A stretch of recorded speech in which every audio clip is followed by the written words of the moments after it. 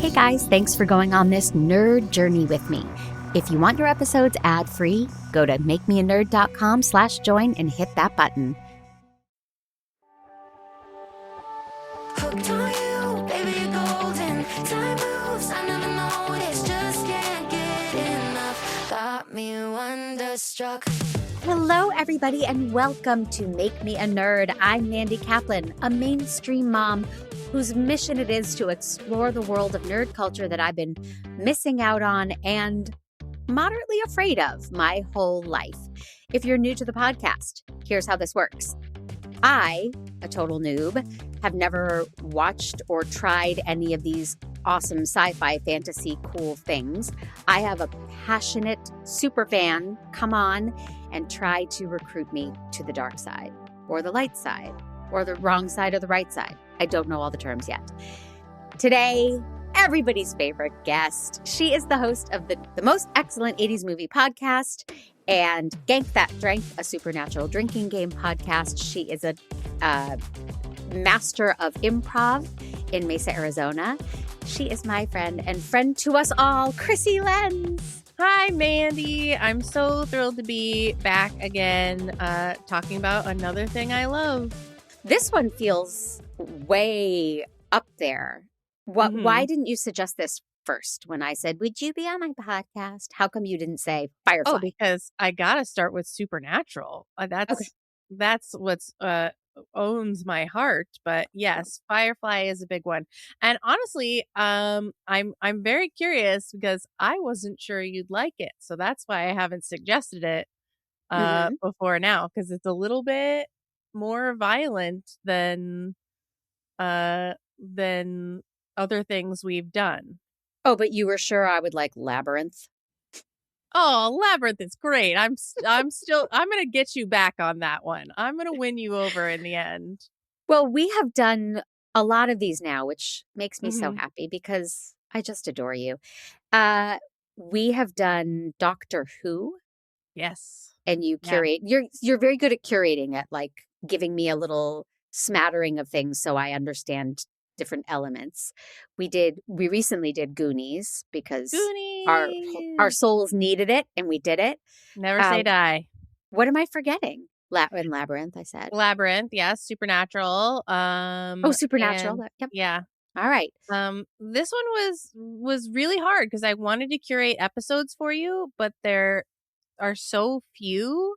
It's really hard to not just say you got to watch the whole series. So right. That's why I went with the movie. Well, let's talk about Firefly the series before we talk about the movie, because I did my research. I became a nerd. I did my research and I watched a documentary. And so can you explain what happened with the series on Fox? Yeah. So they got the series and they brilliant executives at the network decided to air it out of order. So there is a 2-hour pilot episode that, introduces you to the world and does all this beautiful world building and character exploration and really puts you in this highly stylized world of a space Western. Mm-hmm. And they did not air that first. They aired it further down the line. So they aired an episode called The Train Job, which is a great episode, but it sort of it's like starting in the middle of something and being like, what is going on? I gave a train job under the bleachers in high school once. I don't know what it means. Well, in the documentary I watched called Done the Impossible, it's made by the fans, but it really features everybody on the show. They talk so much about this and people tuned in because Joss Whedon, who everyone knew, I know him from Roseanne, but I'm old school. But then he did Buffy. Had he done others before Firefly? Well, I know Joss and love Joss from he wrote Speed. The movie Speed with Keanu Reeves? Yeah, I don't know. I don't think he was the only writer, but he definitely did a pass on it and made I didn't know that. And Toy Story. So uh he to me was, and then of course Buffy Mhm. is the big one. If you were Right. a Buffy nerd, then you're just like, well, we'll follow Joss anywhere. Yes. Um, and so that was what brought me to the series, because I wasn't really a big Nathan Fillion head until Firefly. He's in Buffy, but Oh, he oh so is. briefly. Oh Okay. so briefly. And he's a bad guy, so you don't really fall in love with him Right. uh the way you And do.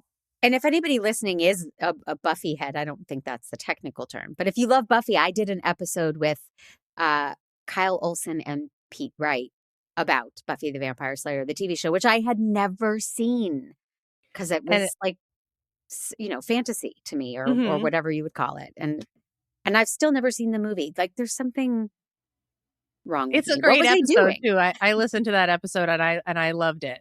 Oh, thank you. I So was all that's about how. it. So that's Joss Whedon. So now he comes to Fox and he pitches a space western. Mhm. And so everyone's excited. He's got this natural following, and they all tune in. And a lot of these Browncoats, which is the name Browncoats, of baby. bands, a lot of them said, we didn't understand what the hell we were watching. Yeah. There was no warm up, there was no getting to know the characters.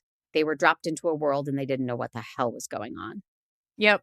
Yeah. And then no surprise, the series got canceled. But people found it anyway and loved it anyway, and fought really hard to keep it on the air, get it a second season, move it to a different network, put it on cable. Like, they tried everything, and the support was really there. So finally they found a home to make a movie to sort of wrap up the story. I wonder, similar to Veronica Mars, if streamers had been bigger back then. Hmm. Don't you feel like Netflix or Hulu would have said, "Oh, what the hell? Give us 10 more episodes." Yeah, absolutely. I do. Yeah. But And the cast was all this on was board. before streamers. Yes. Yeah. Yes. It was back in the day for sure. And like fans are super fans. Like, do you know what Loot Crate is? No.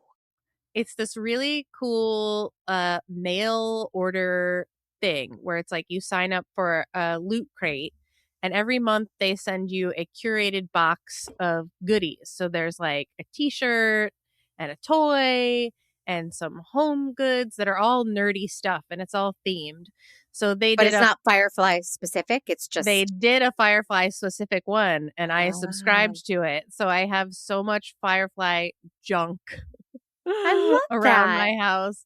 And it was so fun, but my subscription expired before I got the little Captain Mal doll, because they did little dolls they call Okay. them little damn heroes. Uh Oh. yeah, and they're so cute. So they made this movie, but they couldn't Mhm. call it Firefly. Mhm. Do you want to tell the people why not? No, you go ahead. Really? Fox Yeah. wouldn't give up the rights. Yep. So they call it something different. And what is Serenity? Is it Serenity is a the ship? name of their ship, Okay, and it's named after the big battle they fought, the Battle of Serenity, where they lost the war. right. I knew that. But you passed the test. Nice work. Yay. So that was one of my questions, but then I learned that they couldn't get the rights to call it Firefly the movie. Mhm.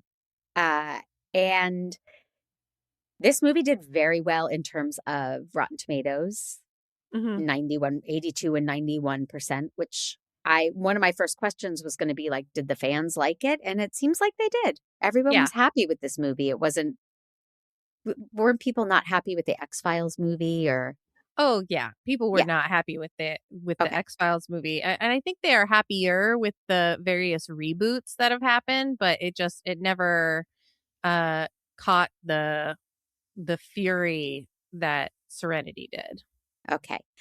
So it starts off feeling just like Ender's Game, which I just read for the podcast. Mhm. There's a kid in captivity. They're running tests on her, or Mhm. and it's these vague, evil governmental people. Mhm. Uh, and I don't know how familiar you are with Ender's Game. Did you read it? Not super. I read it ages ago. Yeah, but the author, Orson Scott Card, is a big homophobe and asshole. And so I was like, oh, great. This is like Ender's Game. And then Orson Scott Card is in the documentary talking about how much he loves Oh. Firefly and how it meant the world to him. And so I'm back to referencing that guy, which upsets me. But it feels at the beginning like a spy thriller. It doesn't feel sci-fi or outer spacey. It's like an escape, almost like a heist, a person heist. Yes. And I'm just gonna go for it. Chiwetel Ejiofor. Sure. I think I have that right.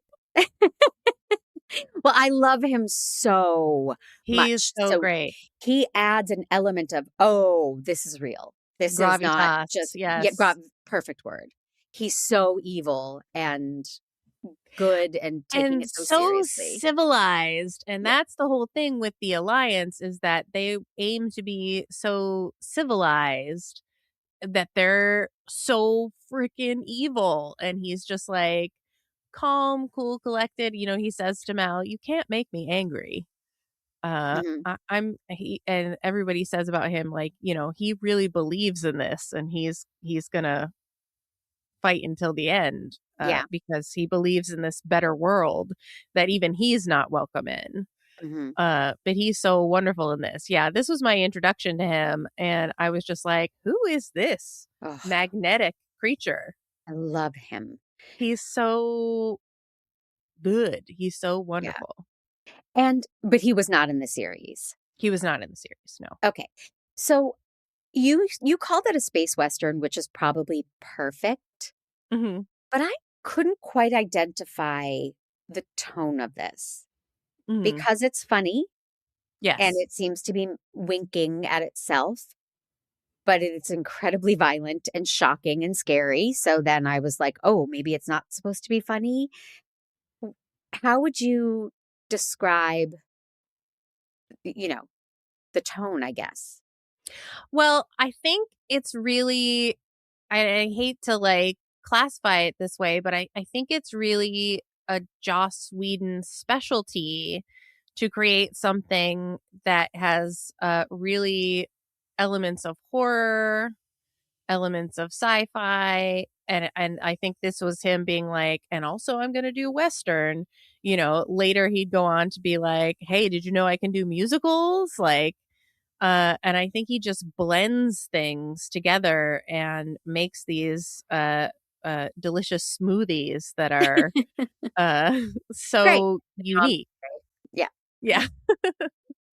We're talking about Joss Whedon, and Yeah. I want to ask you the big question. I can't let these things just not go named. So let's Right. name it right after this.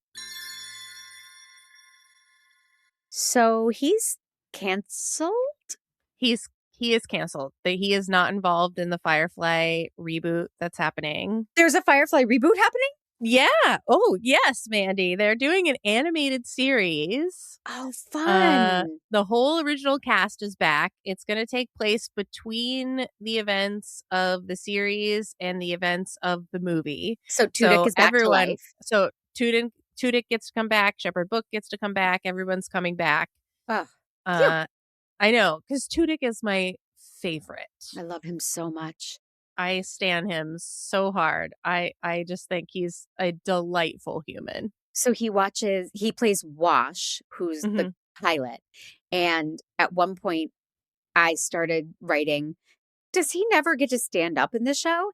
And then literally the next scene, he comes running in. And I was like, I just made that happen. You're welcome, Alan Tudyk. You wizarded it. Yes, I did. But let's talk about why Joss Whedon is canceled for a minute. And then we're going to do the very classic separating the art from the artist. And we're going to talk about how much you love Firefly and Serenity. And we're not going to, give him, I don't know how to navigate these waters. It's awful. Yeah. So what did he do? He was really awful to the women of Buffy and Angel, the spinoff series, and just treated them very poorly and made it a hostile work environment. And especially Charisma Carpenter, Mhm. who was the one who sort of spoke out and was like, hey, this happened to me and it was not cool. Mhm. And I'm finally gonna stand up and speak out and share my truth. And the cast of Buffy and Angel were just like, yeah, we have to back this up and stand with Charisma Oh, Carpenter okay. and say, we had bad experiences too. This was all You after know, the fact. all after the I'm fact. asking. Okay. A long And time after the fact, yeah. now another sidebar, if I can see you over here for a minute. What happened? There was a Buffy revamp that's not happening now? It's not happening now, yeah, and he was also not gonna be involved with that. Wow. They had Sarah Michelle Gellar back and some of the original cast, but no, it's not happening now. Sarah Michelle Gellar announced that it was going to happen, and then also now that it is not. So I'm Oh. super bummed about that because it was supposed Yeah. to be like a new world where at the end of Buffy, like all the Slayers become activated. And it's like, what is this new world like now where she's Mhm. sort of the Giles in the situation? Mhm. So I was super excited about it, but yeah, it's not happening. And he wasn't going to be involved in that either. But Wow. he is, I think, kindly like giving his blessing for these stories to go on and continue Well, for he'll the make money fans. from them. It's not Yeah, necessarily just kindness. No, and altruism. Yeah. yeah, it's just he knows he makes money. Hmm. It's interesting because, and we won't go too far down this road, but Louis C.K. is coming back. He's got the big Yeah. special on Netflix. So apparently Hmm. there's a statute of limitations on being a sexist pig, and then everyone just like forgives and forgets and welcomes you back, apparently. Listen, I would hate for someone to really feel remorse and reflect on what they did and become a better person and not have a path back. I think that's important, but like, I'm not sure that that's what's happening in the case of Louis C.K. Like, Yeah, I think everyone was just like, well, we shouldn't have canceled him.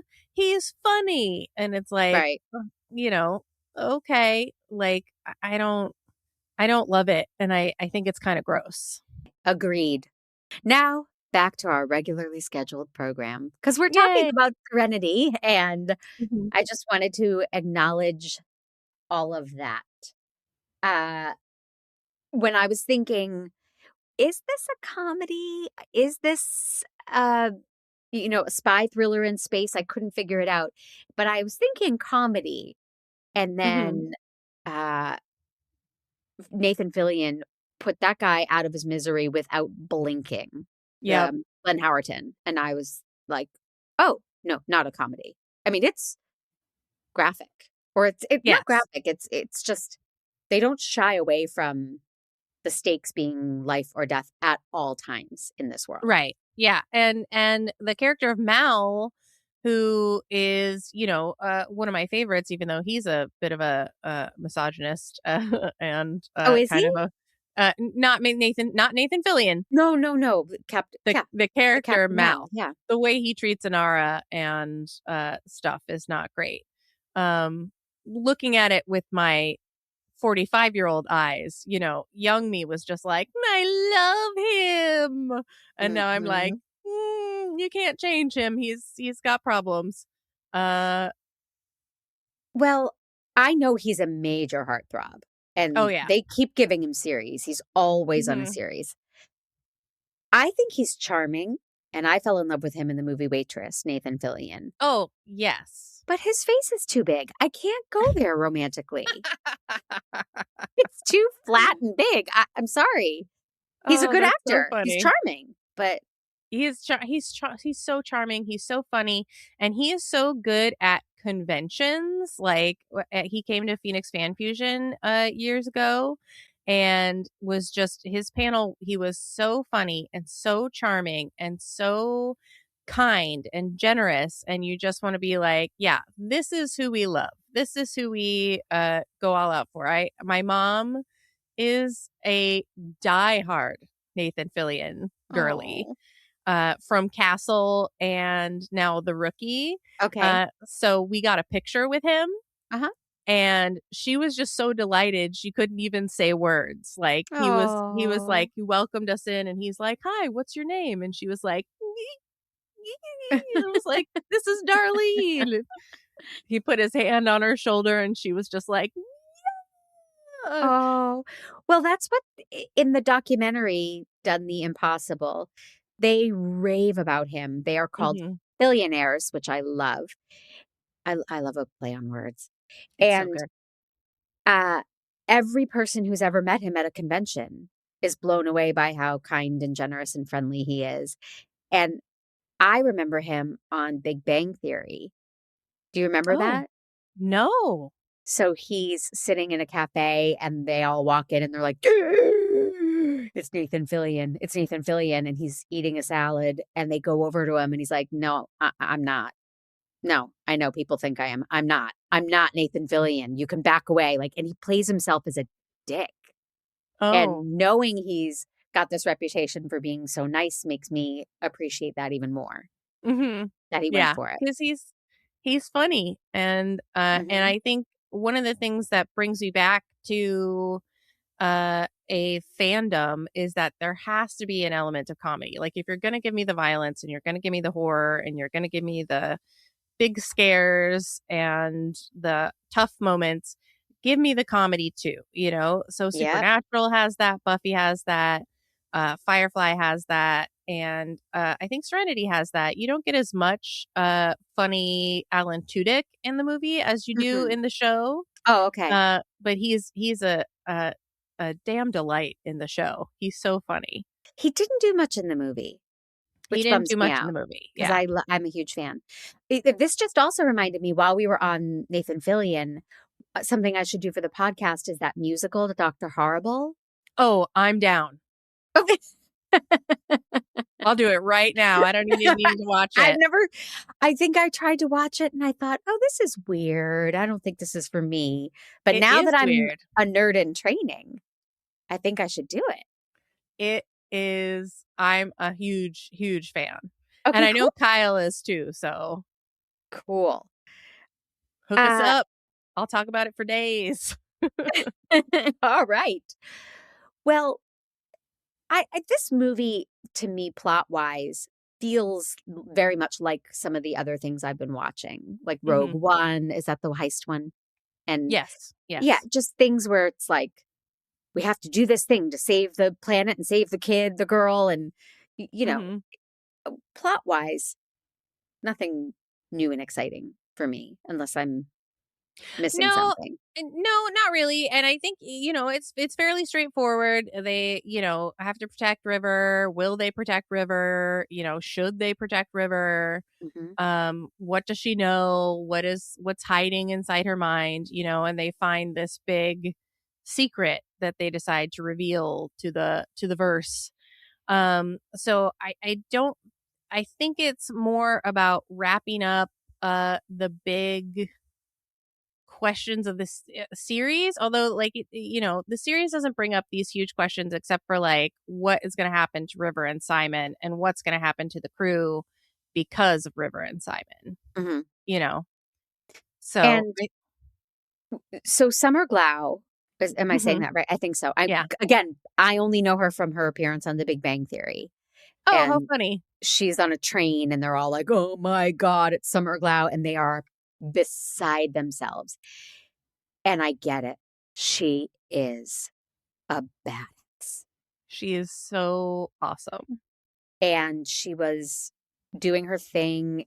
Um, she looks like the girl from The Ring with her hair all scraggly and Yeah, scrawny and, I even and wrote down like how did they get her hair so stringy? Like yeah, whose job? That was a person's whole job was just to be like, nope, add more salt spray water her or down whatever they again. do. Yeah. And she, I think, was about 30 when she made this. I was doing some math with her birthday. So, and she's playing a child, I mean, a 17-year-old Mhm. or something. 17, yep. And then they did a little action sequence. And I was like, ballerina. I could Yeah. tell. I Mhm. can tell. And sure enough, she's an accomplished ballerina and it pays. off. They use her so well. She can like suspend from the ceiling, and I'm doing the impression so you can all hear it. Oh, now Krissy's doing it. This We're is all so suspending ourselves from the gripping. ceiling. But when she does a roundhouse, it is like, it's art. Her Mhm. fighting, and she does a lot of her own fighting. I looked up. She's just stunning to watch and a really good actress.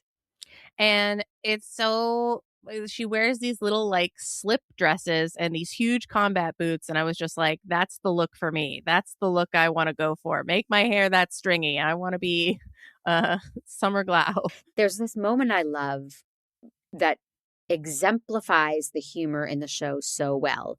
So River says the word Miranda, and it Mhm. seems to be like a trigger, like a Manchurian candidate trigger for her. Classy ass reference. And Yes, it was. so her brother's like, what does Miranda mean? Who's Miranda? Am I talking to Miranda right now? And she gives him this look like a teenage typical fuck you. Yeah. Just such a lighthearted moment in what's a very serious emotional scene. And that's what I loved about Firefly or Serenity. They Mhm. would go there Mhm. and let the air out and then ratchet up the stakes again. Yeah, I love one of my favorite bits is when they're all arguing in the kitchen about whether they should kick River and Simon off the boat. Mal says to Jane, "You want to lead this boat?" And he goes, "Yeah." And he goes, "Well, you can't." And it's this big serious scene, and there's just this funny moment.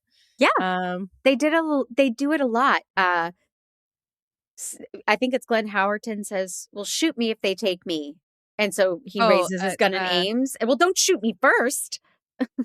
Right? Baldwin, Oh, Jane. Jane, yeah, Adam Baldwin. Sorry, I know I use actor names instead of character names. Yeah, Um, Jane. And he's like, "Yeah, don't shoot me first." right. Yeah, and there were more fun cameos and plot twists with those cameos that I Mhm. want to talk about right after this. Sarah Paulson can do no wrong. I'll say it. She shows up out of nowhere and you're like, "Oh, this is a person of authority that I should listen to." And she's a hologram, Mhm. and she's magnificent. Mhm. She makes a little speech, and then she dies. And Yep. it's she's she's a wonderful actress. She's not on the series, No. so that was just something for this. Yeah, just for this. And then somebody else I love who gets a fun plot twist is David Krumholtz, Oh, yeah. Mr. Universe.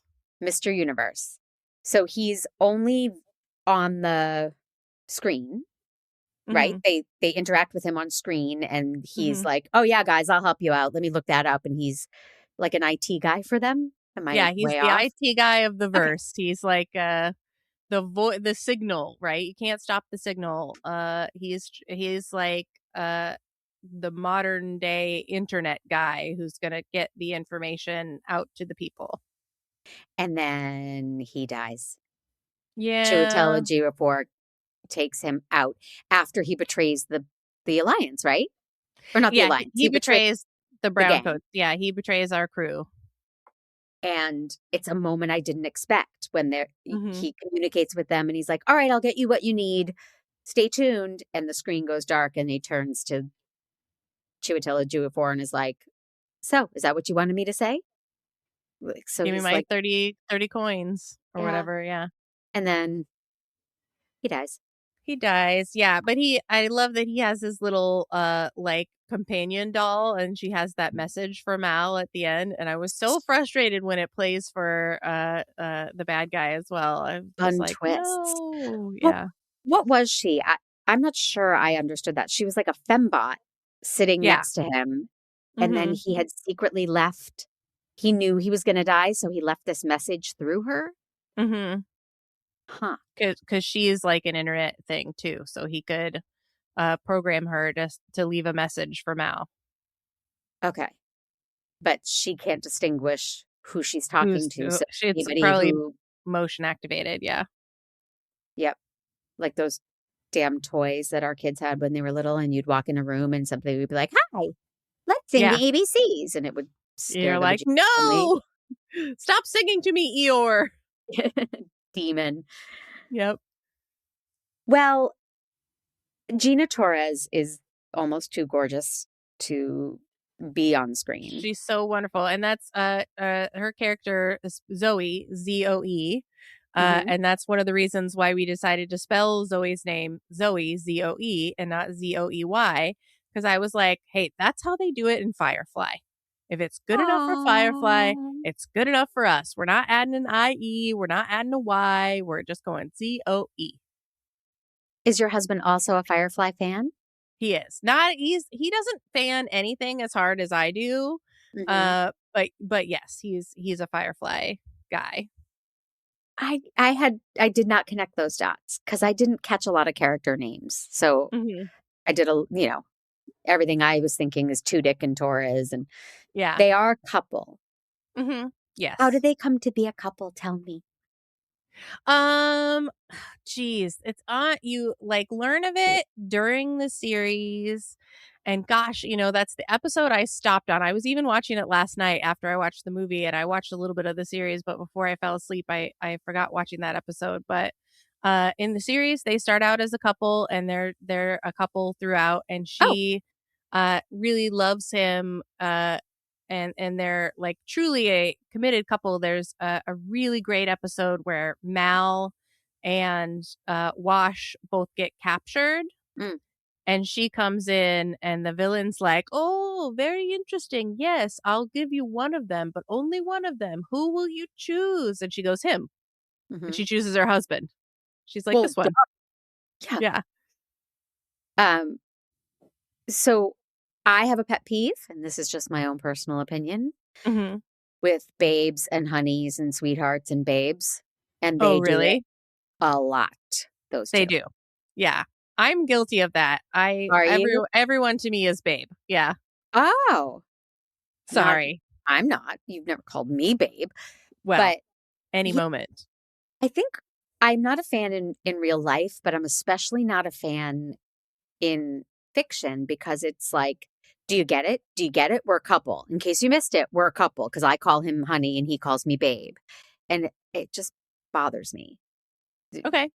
It's a little overkill in that area, but there's nothing you can do about that. No, and I like it on Zoe because she's so tough. Yeah. Yeah, and I read about her that she's an accomplished singer, like an opera singer.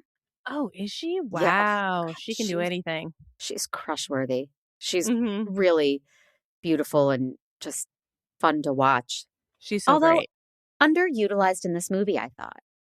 Uh, perhaps, but she's great in the series. Like she has so much to do, and she's like, she's Mal's go-to person. There's wonderful scenes in the series where they talk about the war of independence, and Mal and Zoe fought together. They were soldiers together. That's how they know each other.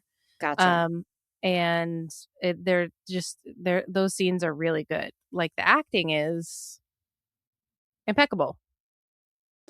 It really was. Although there was the young lady who has a crush on Simon.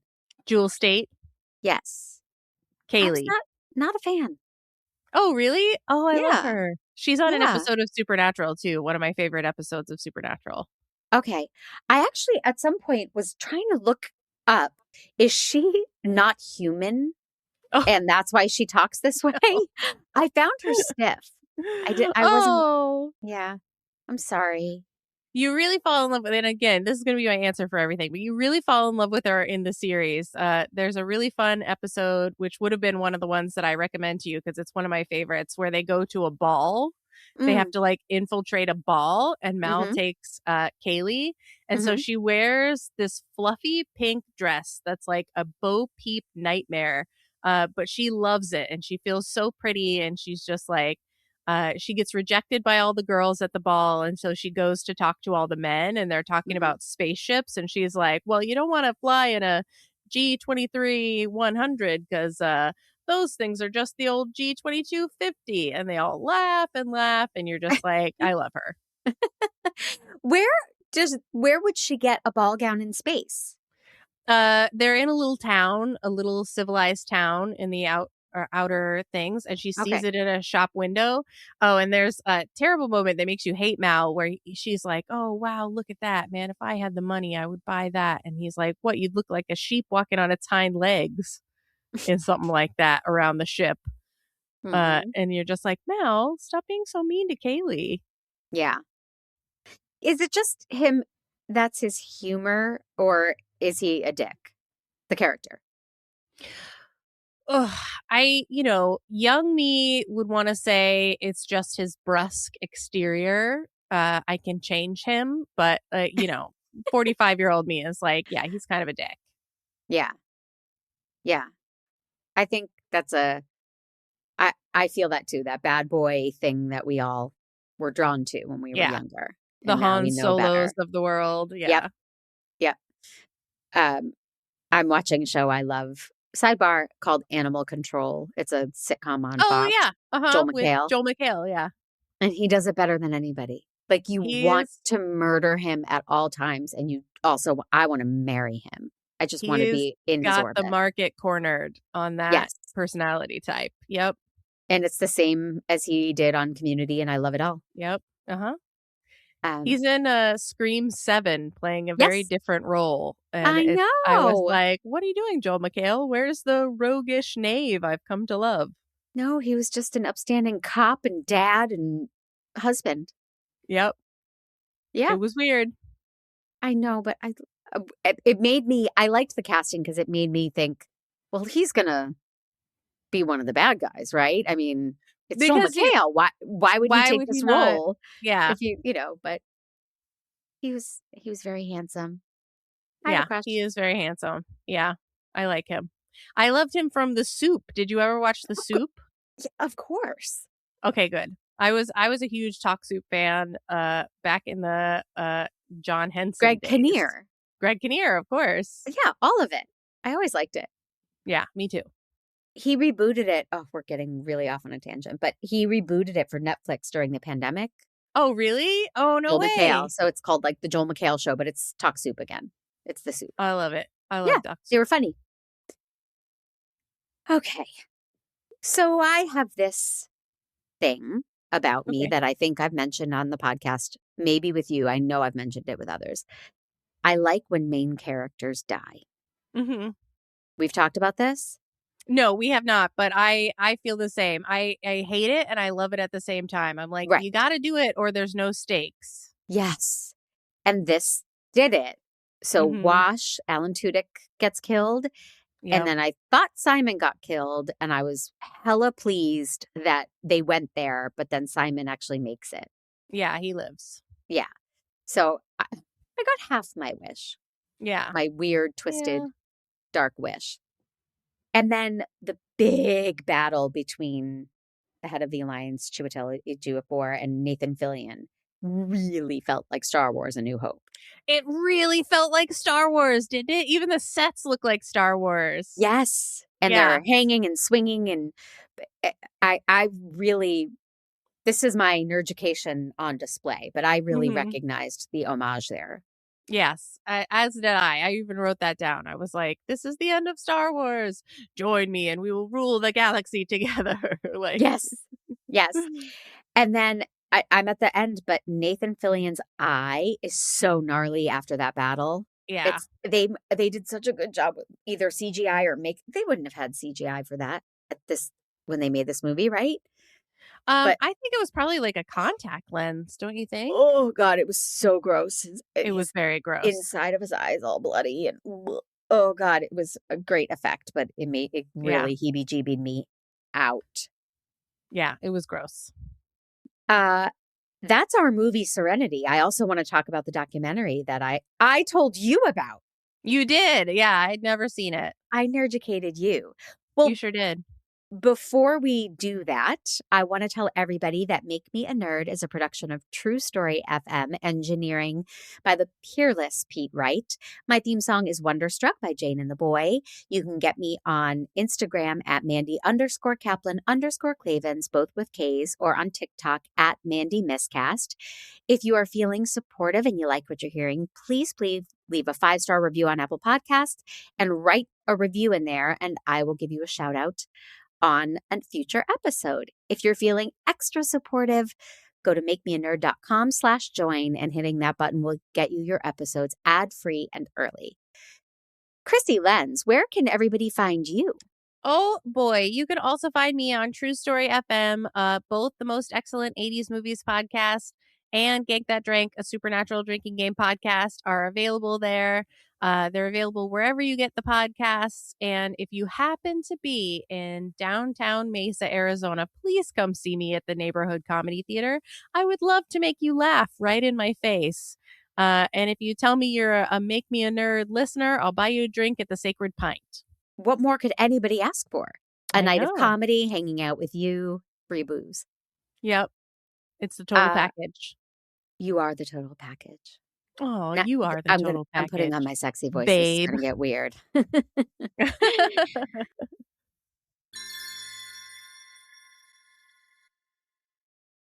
I really liked the movie.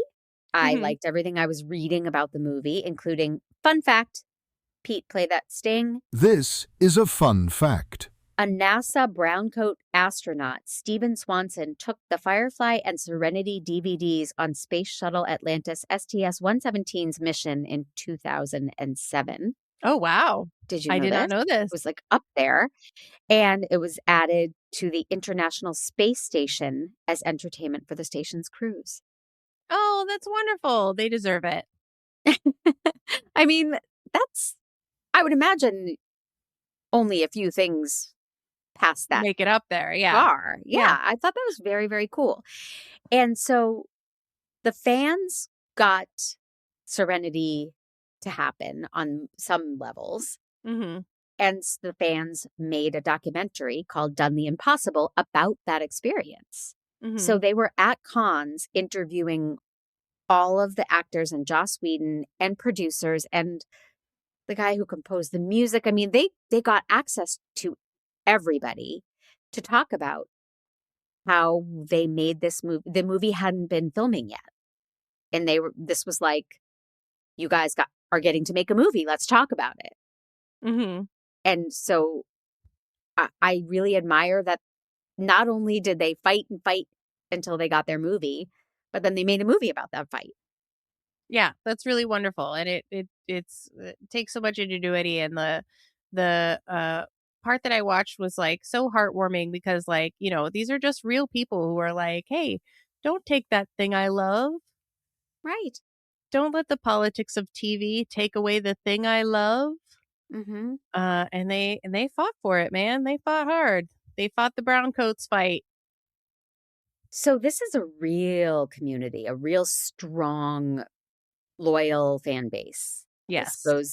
This is cons, and a couple of the people that were interviewed met online in the message boards, fell in love, got married just from being fans of Firefly. Mm-hmm. This is hardcore. Oh yeah. And there's so little of it, you know. It's like you watch it through a couple times and you've got it like mostly memorized, you know. Mm-hmm.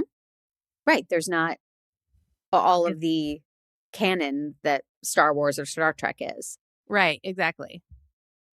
Have you watched the show in its intended order? I'm assuming you have.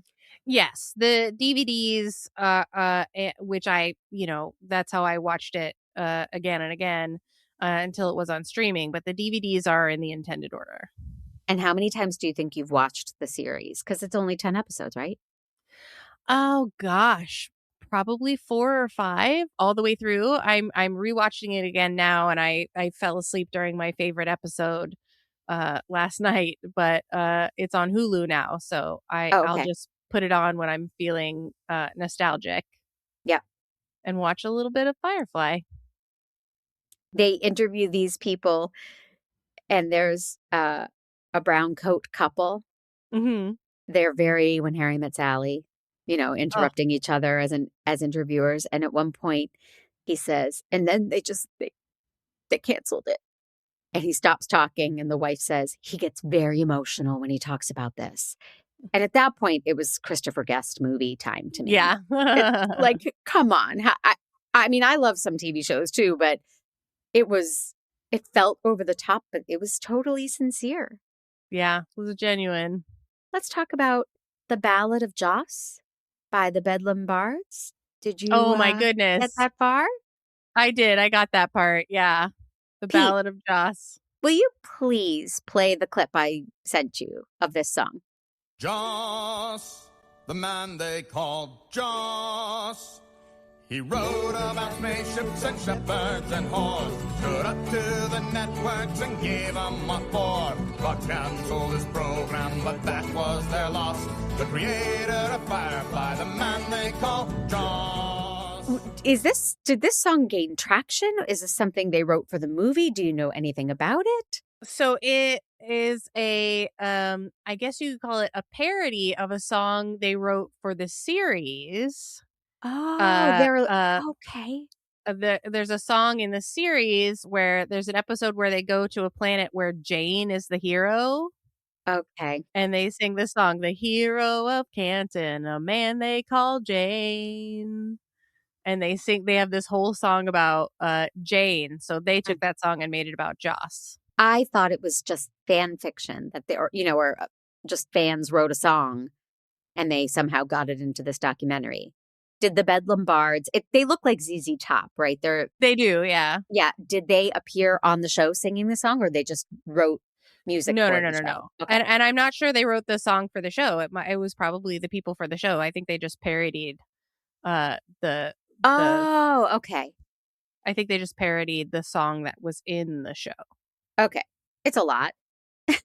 It's a lot. Yeah. God love them. It's a whole lot. It's a whole vibe. In this documentary, everyone comes back and gets interviewed and talks. Mm-hmm. Adam Baldwin hosts it. Yeah. He very much like Unsolved Mysteries. He walks in front of a terrible green screen and he's like, Yes. Firefly, a series from Fox. And you're like, really? How low budget was this? Extremely is the answer. Yeah. Only Summer Glau was missing, I thought. Oh, and I guess Simon.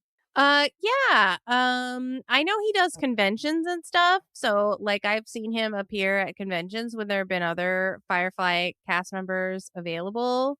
A good friend of mine is a huge fan of Simon, and she got a picture with him. So that was at a fan fusion a few years ago. So I don't think there was any like reason for that apart from like availability and stuff. And I know that like this is a fun fact, but the reason that they killed Wash's character is because Alan Tudyk couldn't commit to sequels. If the movie had gotten sequels, he couldn't contractually like say, yes, I'll stay available to do sequels. So they were like, oh, okay, cool. We'll just kill you and then it won't be a problem. But if there were sequels, he could do flashbacks. Of course, which like I wouldn't want it without Alan Tudyk. Yes, so I don't want anything without him. Yeah, I put him in everything. You can just do the voice of a chicken in whatever movie you're doing. Like, just get him in there somewhere. Yeah, he might be one of the richest men in the world. I mean, he does all the Disney, he's just so talented. He can do anything. Yes. And he's so funny and kind. And he does a podcast with Nathan Fillion called Once We Were Spacemen. Oh. That's about Firefly. Well, I would assume. Yes. It's the two of them together. Mm-hmm. Oh, God love them all. Okay, my last question for you is, would you go to a shindig? Did you hear about this in the documentary? Did you get that far? No, tell me about a shindig. I would go, yes, is the answer. Oh, I love your eyes just bugged out a little bit. I love it. So shindigs are when the Browncoats get together. I don't know if I said this earlier, but it's almost like a religion, how they feel about Firefly. When they get together, they're called shindigs, and they have them, I guess, all over the country, maybe all over the world. And they're like, oh, it can be anything. We could all get together and play trivia or watch through the series or, sometimes we just dance and play music and talk about our favorite parts, and they're called Shindigs. And it happens in the documentary a lot. A lot of people end up going, oh, well, I met him in a shindig, and oh yeah, I host Shindigs, and it becomes a thing. I love it. Yes, I would go to a shindig. Invite me to your shindig if you're out there and you're throwing one. I would love to come. It sounds like super fun. And I know that a lot of conventions will have like brown coat parties. So I would They're consider probably that called a Shindigs. shindig. Yeah. Yeah. Cannot thank you enough, Krissy Lenz, for yet again getting me to nerd out about something that was totally foreign to me. Do you think you'll check out the series? I might, yeah. I mean, I really liked it, and I think it's the humor that would make me say, yeah, I'll watch that. Yeah, the show is very funny. And full disclosure, if you said there are 12 seasons, then I would probably think, well, no, I don't have the bandwidth. No, But, there's one season. Yeah, one season. And I really just genuinely liked all the performances and the tone. And isn't Christina Hendricks in it? Yes. And I love her. And she's great. She's great in it. She plays such a fun character. Yeah. So I think I'm gonna. Yay! Woohoo! Mission accomplished. We made you a nerd. Hey, hey. Who's we? Are you hearing a all lot of us voices? Collectively. Well, the zeitgeist. Thank you so much for coming back and for being such an important part of my journey. I really always appreciate it, and I adore you. And everybody should listen to the Most Excellent 80s podcast, 80s movie podcast, and Gank That Drank also on the True Story platform. Thank you so much for having me. It's always my pleasure. And hey, Dr. Horrible sing-along blog coming soon, right? All right. You got a deal.